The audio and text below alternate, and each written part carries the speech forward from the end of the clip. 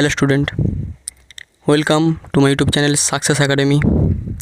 आज के भिडियोटी hello why is the sky so high part 2। तो गल्पटी खूब बड़ो एवं खूब इंटरेस्टिंग हওয়ার কারণে আমরা গল্পটিকে একটু ভাগ ভাগ করে পড়াচ্ছি।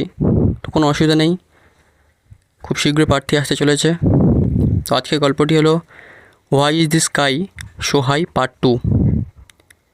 চলো গল্পটি শুরু করা যাক। আগের দিন আমরা পার্ট 1 পড়েছি, আজকে পার্ট 2 হবে এবং তার অ্যাক্টিভিটি টাস্ক হবে।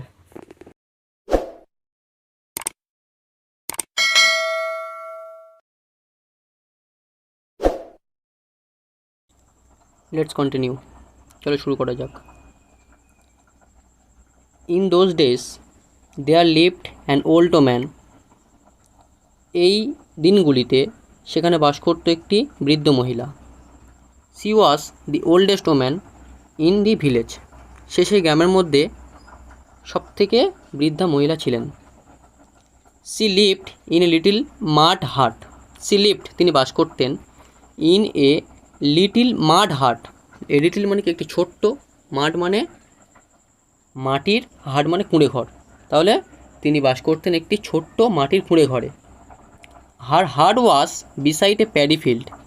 হার হাট তার কুঁড়ে ঘরটি ওয়াজ ছিল beside a paddy field. Paddy field মানে ধানের ক্ষেত। তাহলে তার যে কুঁড়ে ঘরটি, সে যেখানে বাস করতো, সেই কুঁড়ে ঘরটি একটি ধান ক্ষেতের পাশে ছিল। There was coconut trees at a distance. সেখানে একটু দূরে অনেকগুলি নারকেলের গাছ ছিল। She had very little work to do. সারাদিনে সেই বৃদ্ধা মহিলাটির খুব কম কাজ ছিল, মানে তার কাজ খুব একটা ছিল না, তার সংসার খুবই কম। সে একলা মানুষ, একা নিজের খাবার জোগাড় করে নিজে খায়, তাই তার কাজ খুবই কম। She had nowhere to go.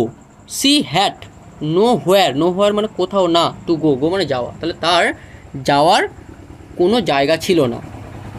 So all day long she cleaned her heart.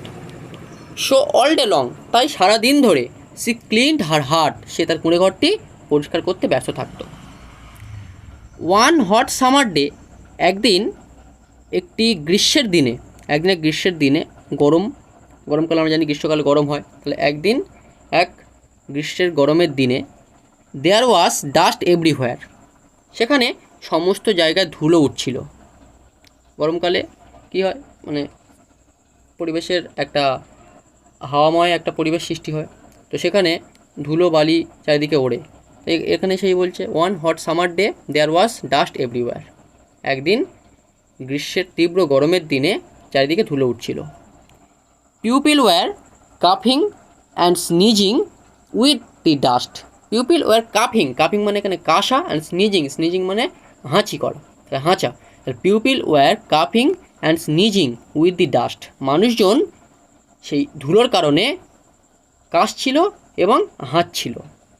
Even the sky coughed and স্নিচড।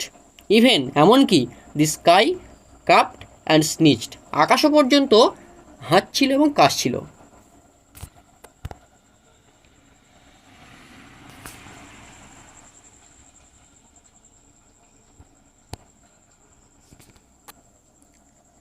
The old woman's heart was also covered with dust. The old woman's heart মানে বৃদ্ধা মহিলাটির কুঁড়ে ঘরটি was also covered with dust, ধুলোর কারণে ঢেকে গিয়েছিল, মানে ধুলোতে তার কুঁড়ে ঘরটি পুরো ঢেকে গিয়েছিল। She swept and swept the little heart. সে তার ছোট্ট কুঁড়ে ঘরটি ঝাঁট দিচ্ছিল এবং দিয়েই যাচ্ছিল। She swept the inside of her heart. সে তার কুঁড়ে ঘরের ভিতরটি ঝাঁট দিল। She swept the outside of her hut, এবং সে তার কুঁড়ে ঘরটির বাইরের দিকটিও ঝাঁট দিল। Dust rose all around her in brown clouds. তার চারিদিকে ডাস্ট রোজ, রোজ মানে এখানে ছড়িয়ে পড়া, dust rose all around her in brown clouds. ধুলো তার চারিদিকে বাদামি রঙের মেঘের মতো ছড়িয়ে পড়েছিল। The sky could not breathe easily. আকাশ সহজে নিঃশ্বাস নিতে পারছিল না। The dust got into his nose and made him sneeze. যে ধুলোগুলি উঠছিল সেই ধুলোগুলি তার নাকের মধ্যে প্রবেশ করছিল এবং তার ফলে তার হাঁচি হচ্ছিল। দিস স্নিচ শুক the world with its loud sound. This sneeze এবং সে হাঁচির ফলে সে হাঁচি শুক দি ওয়ার্ল্ড পুরো পৃথিবীকে নাড়িয়ে দিচ্ছিল বা কাঁপিয়ে দিচ্ছিল উইথ ইটস লাউড সাউন্ড তার তীব্র শব্দে। তাহলে আকাশের হাঁচির যে তীব্র শব্দ তার ফলে পুরো পৃথিবী কেঁপে উঠছিল। The sneeze of the sky was thunder, এবং আকাশের এই হাঁচি ছিল বজ্র বিদ্যুৎপাত। People covered their heads and ran indoors in fear. People covered their heads, মানুষজন তাদের মাথাটিকে ঢেকে নিচ্ছিল, and ran indoors in fear, এবং ভয় পেয়ে ঘরের মধ্যে ছুটে পালাচ্ছিল। But the old woman kept on sweeping with her broom. কিন্তু সেই বৃদ্ধ মহিলাটি তার ঝাঁট দেওয়ার যে কাজটি সেটা কন্টিনিউ করে রেখেছিল, মানে চালিয়ে যাচ্ছিল। But the old woman kept on sweeping with her broom, কিন্তু বৃদ্ধ মহিলাটি তার ঝাঁট দেওয়া চালিয়েই যাচ্ছিল।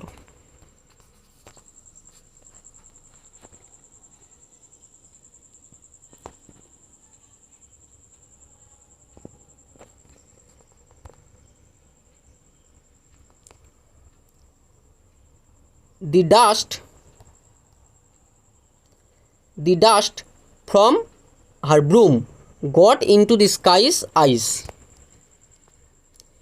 The dust from her broom got into the sky's eyes and made them water.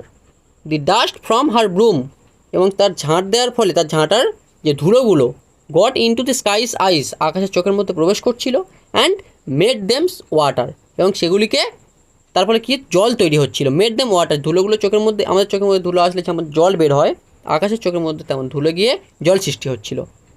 The water fell as drops of rain, এবং সেই জলগুলি বৃষ্টির ফোঁটা হয়ে পড়ছিল।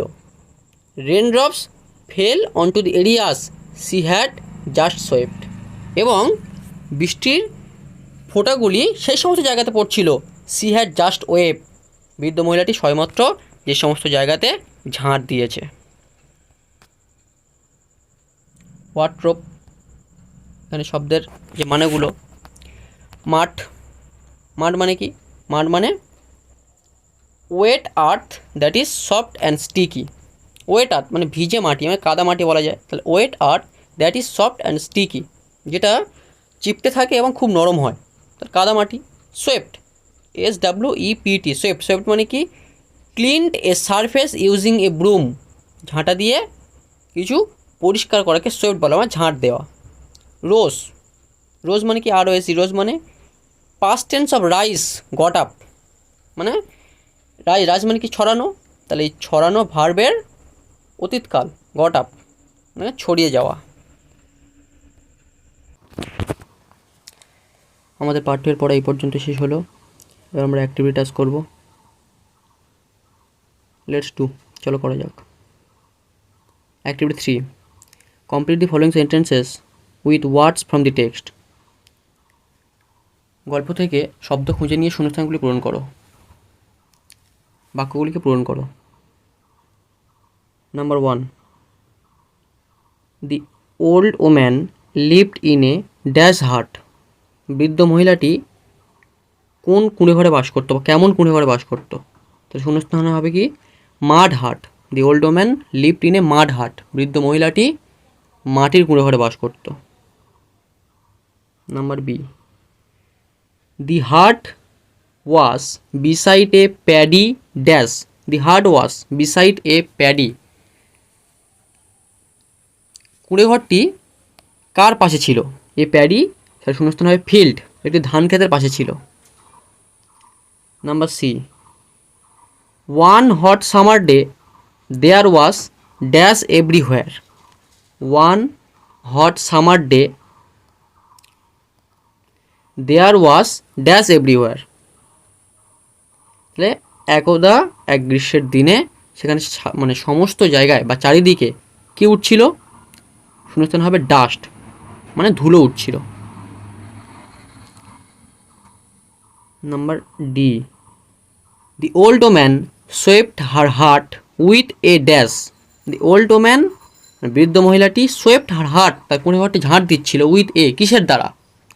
এ ব্রুম, একটি ঝাঁটা দিয়ে সে ঝাঁট দিচ্ছিল।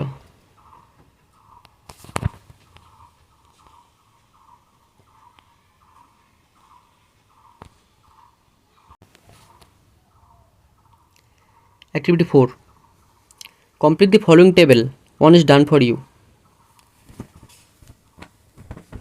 নিচের টেবিলটি পূরণ করো, একটা তোমার জন্য করে দেওয়া আছে। হু বা হোয়াট, কে বা কি, আর ডিড দি ফলোয়িং, কাজগুলি করেছে। তার নিচের অনেকগুলি কাজ বা অনেকগুলি শব্দ দেওয়া আছে, বাক্য দেওয়া আছে, এবং সেগুলি, যে করণীয় কাজগুলি কারা করেছে সেগুলি ফাঁকা করে লিখতে হবে। একটা করে দেওয়া আছে, প্রথমেরটা কি? দি ওল্ড ওম্যান, মানে বৃদ্ধ মহিলাটি কী করেছিল? ক্লিনড হার হার্ট, তাহলে তার কোণে ঘরটি পরিষ্কার করছিল কে? দ্য ওল্ড ওম্যান, বৃদ্ধ মহিলাটি। তারপর 2 নম্বরে, কাপড অ্যান্ড স্নিচড। কাপড অ্যান্ড স্নিচড মানে কি? কাশছিল এবং হাঁচছিল। কারা কাশছিল এবং হাঁচছিল? তাহলে উত্তর হবে the sky and the people. The sky and the people, মানুষজন এবং আকাশ কাশছিল এবং হাঁচছিল। Number 3, rose all around in brown clouds. চারিদিকে বাদামি রঙের মেঘ উঠছিল। চারিদিকের যে মেঘগুলো সেগুলো বাদামি রঙের হয়ে গিয়েছিল। কিসের জন্য বা কার জন্য? উত্তর হবে ডাস্ট। হু বা হোয়াট? উত্তর হবে dust. Number 4, fail as drops of rain. Fail as drops of rain, বৃষ্টির ফোঁটা হয়ে পড়ছিল। কে বা কারা বৃষ্টি ফোঁটা হয়ে পড়ছিল? উত্তর হবে ওয়াটার। বৃষ্টি ফোঁটা হয়ে পড়ছিল কে? ওয়াটার, মানে জল। জল বৃষ্টি ফোঁটা হয়ে পড়ছিল। আমাদের পার্ট 2 এর ভিডিও এই পর্যন্তই শেষ। আশা করি ভিডিওটি ভালো লেগেছে। আমাদের পার্ট 3 এর ভিডিও খুব তাড়াতাড়ি আসতে চলেছে। পার্ট 3 এর ভিডিওটি খুব সহজেই পেতে চ্যানেলটি সাবস্ক্রাইব করুন এবং পাশে থাকা বেল আইকনটি প্রেস করুন। আর ভিডিওটি ভালো লাগলে অবশ্যই বন্ধুদের সাথে শেয়ার করো, একটি লাইক করো। Thank you.